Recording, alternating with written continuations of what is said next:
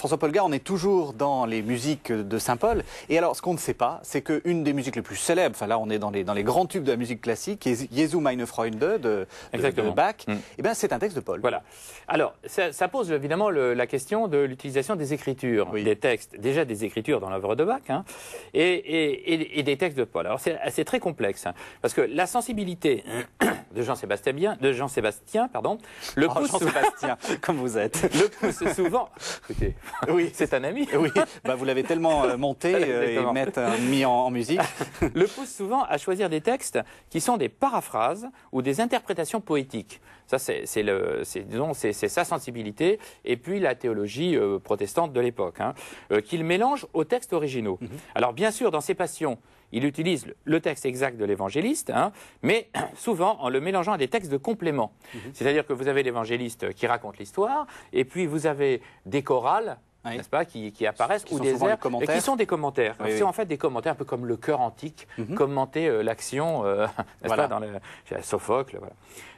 Bach, en fait, a peu utilisé Saint Paul, mais l'exemple le plus significatif, comme vous disiez au début de ce moment, c'est le motet Jesu meine Freude, Jésus ma joie, Jesu meine Freude, qui est le plus connu des motets de Bach. Les téléspectateurs vont l'entendre et ils vont dire, bah oui, forcément. Alors, dans Jesu meine Freude, il y a le mélange, en fait, c'est tout à fait extraordinairement fait, entre un cantique de Jan Frank, donc, qui est donc un poète religieux de l'époque, un peu piétiste, je dirais, hein, et des passages de l'épître de Saint Paul aux Romains, Romains 8, versets 1 jusqu'à 11.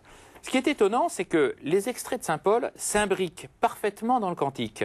C'est-à-dire que vous avez un morceau du cantique, ensuite le morceau suivant, c'est Saint Paul. Ensuite, vous reprenez la suite du texte, du cantique, dans le morceau suivant.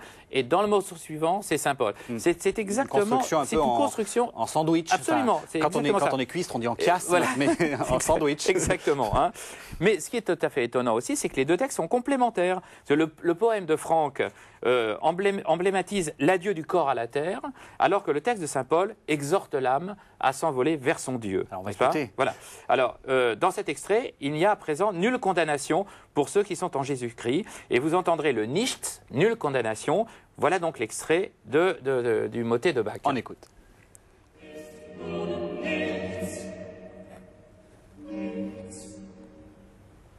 Nichts.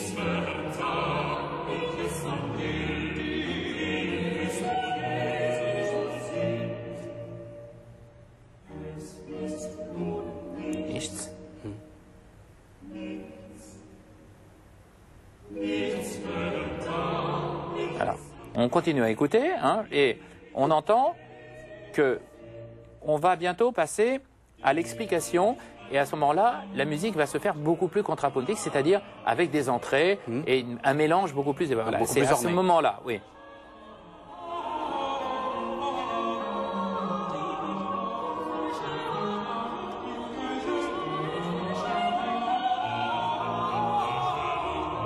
Alors, on continue aussi à écouter, et on entend que là, en fait, ça exprime ceux qui se conduisent dans la chair, et pas dans l'esprit. Ça pas bien. C'est pas bien, mais c'est très très beau. Oui. Mais... Et vous allez entendre la conclusion. Alors, bon, on n'entendra pas la conclusion.